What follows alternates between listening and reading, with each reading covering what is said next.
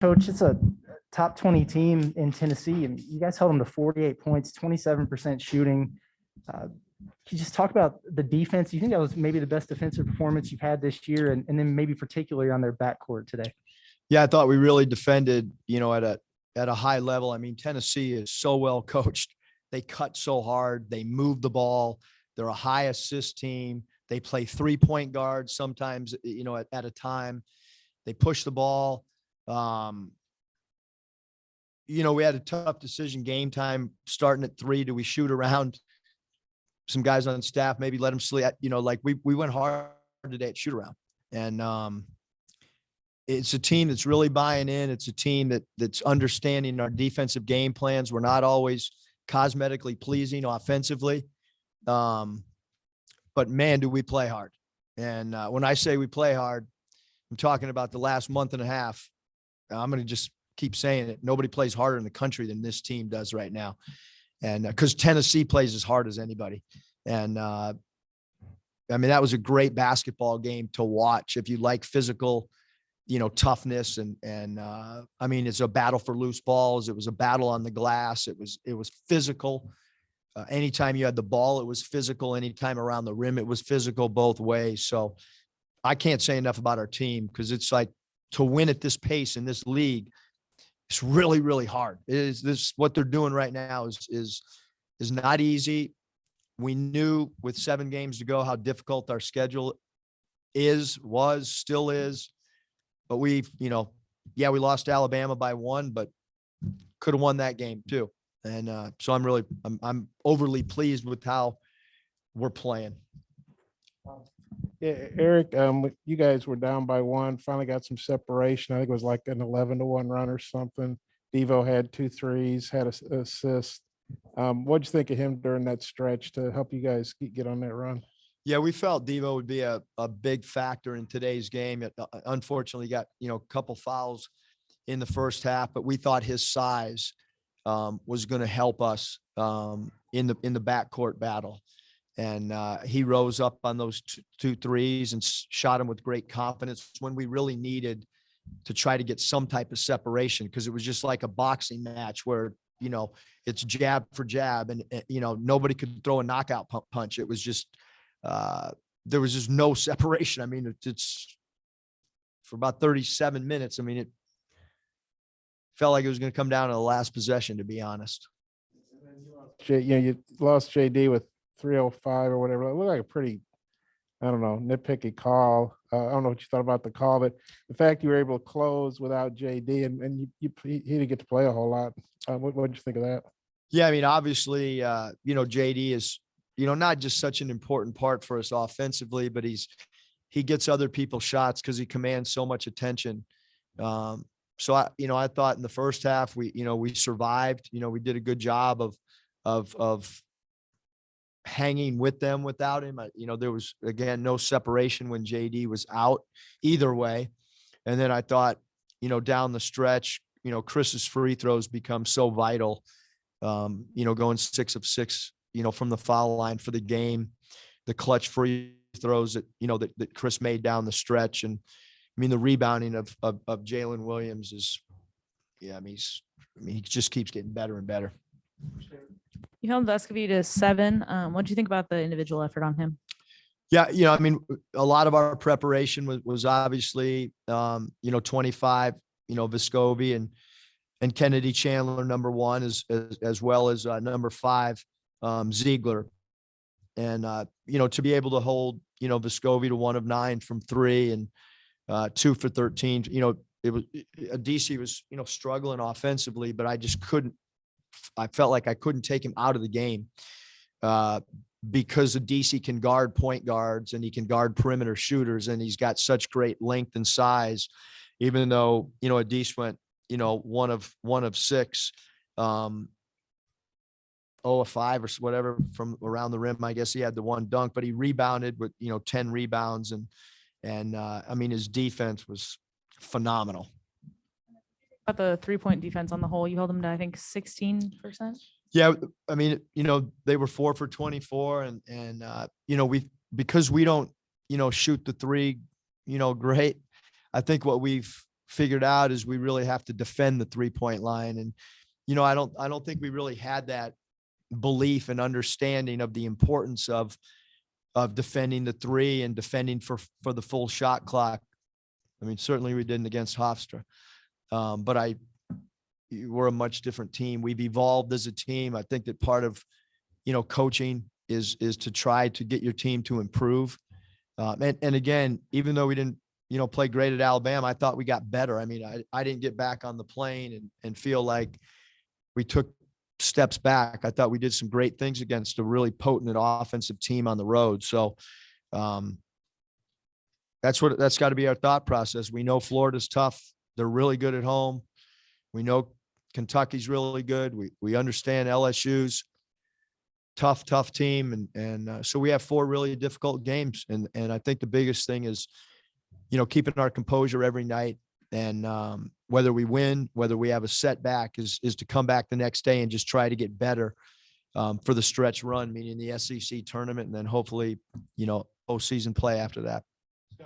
Yeah, Eric, you mentioned earlier in the year when Devo was figuring some things out and playing well, that he was playing with a lot of joy. Is he grasping that again? Like, do you feel like he's there mentally, or just, and what have you thought of him kind of in your bigger games of the year? Yeah, I mean, I think in practice he's been having fun. I mean, obviously when, the dunk after Auburn, it looked like he was having fun. And I looked over after there was a timeout after one of his threes, and he was laughing and joking. And he, some guys you want him to show joy, and he and Jalen are out there having fun, even in close ball games with a lot at stake.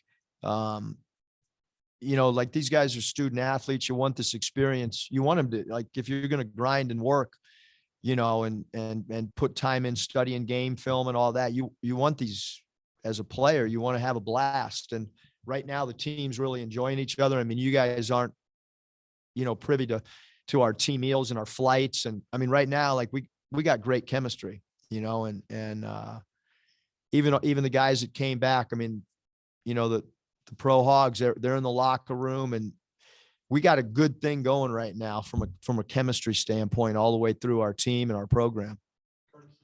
Coach, you mentioned maybe not always being aesthetically pleasing offensively, but before the game, you talked about Tennessee's guards and how adept they are at coming up with steals.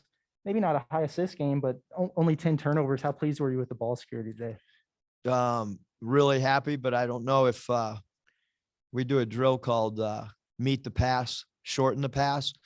And I don't know if I'll be able to do that again until we play Tennessee again, because it's a drill where I throw the ball to Kaywood. He's got to jump to the ball, squeeze it with 2 hands, chin it. He throws it back to me. I have to do it. That gets a little bit old, probably 3rd grade YMCA or CYO teams are doing that drill, but we just wanted to overemphasize.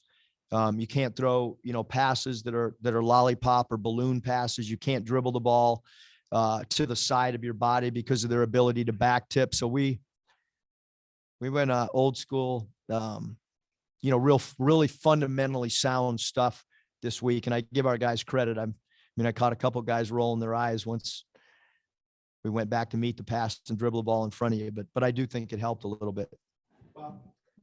Eric, Devo started like the last 14 last year, started a bunch early. Now you're bringing him off the bench. He's playing a lot of minutes, but some guys wouldn't handle that very well if they went from being a starter to an off the bench guy. How do you think Devo's handled that, and how big has that been for what you guys are doing now? Yeah, I mean, I think Devo knows how I feel about him and how the coaching staff feels about him. I mean, I love coaching him. I love being around him off the floor. I'll look right now. I mean, he played 18 tonight, is that correct? Yeah. Which normally he's in the 30s. And if you look at his second half minutes, he probably sat out all of a minute and a half.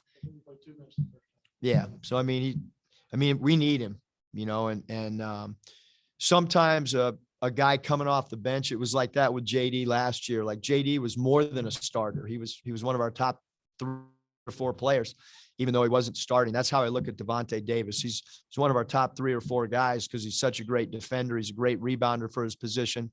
He's made some big time 3 balls for us of late, especially when we needed a shot to fall. So I look at him like, whether he hears his name for introductions or not, he's a starter in my mind. You mentioned Jalen's rebounds, 16 career high. I don't like to say new career high because that's redundant. Career high is a career high. It's already new. But what'd you think of his game? I think Knight's double-double. Just what'd you think of his game?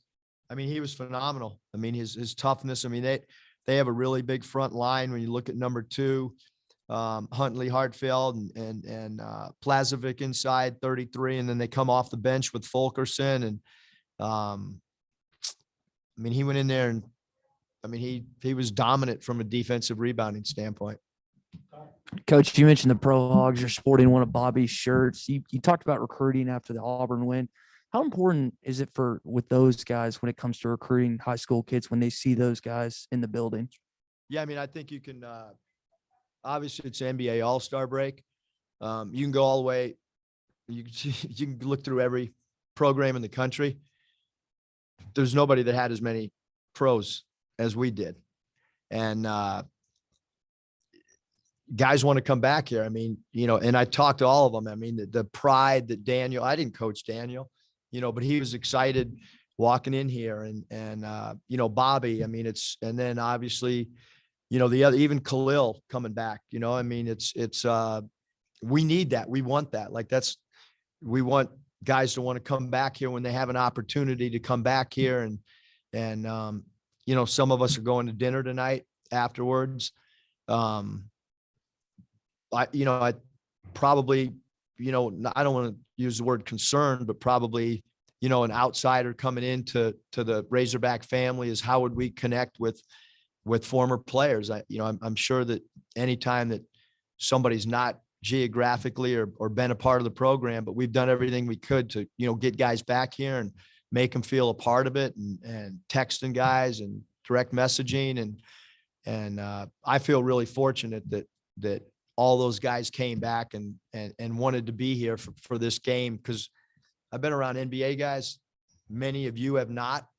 I can promise you 95% of NBA players are not going back to where they went to college. They're in Cabo or wherever. Okay. Cause they don't have to report back until Wednesday. Some of them don't have to report back till Thursday. That's a long break. And these guys aren't in the Bahamas or whatever. They're here watching the game and helping support our guys. Was it to have some of those guys introduce your starting lineup tonight? I thought it was really cool. I hope it was. It was my idea, so I hope it was good. Eric, you outscored them 13-2 on points off turnovers. They've been really good. Like Curtis said, they've been really good at forcing turnovers. I think 17 a game. You guys were well under that. Just what'd you think of that stat, 13-2 on points off turnovers? Amazed. I mean, I never, you know, like I felt if we could just stay even with them off points off turnovers, that would be a huge plus for us. We took great care of the ball because again, they're so physical and it's a grind game, man. Like there's no separation. I can't speak enough about the job Coach Barnes does. I mean, it's every possession is just a war. I mean, on both sides of the ball. So really proud of how we took care of the basketball, especially when our lead guard and the guy that we rely on every night, JD, was only able to play, you know, 24 minutes. And even Devo's, both those guys in foul trouble, and we still found a way to not really turn the ball over. You know, Florida beat Auburn today, so the race has tightened up. But, you know, 12-2, 11-3 for Kentucky. You and Tennessee are both now 10-4. How do you feel about the conference race? Yeah, I mean, I think, you know, the ultimate goal, you know, for us is to play in the NCAA tournament, to try to get the best seeding we possibly can, to try to, you know, play as well as we can throughout SEC regular season. You know, I understand the seeding in the SEC tournament, and but again, I mean, we just want to play one game at a time because we know what our schedule looks like these last 4 games. And Florida's really good at home. They have a great student section. And so we got to go try to win a 40-minute game in Gainesville. They're here. Yeah.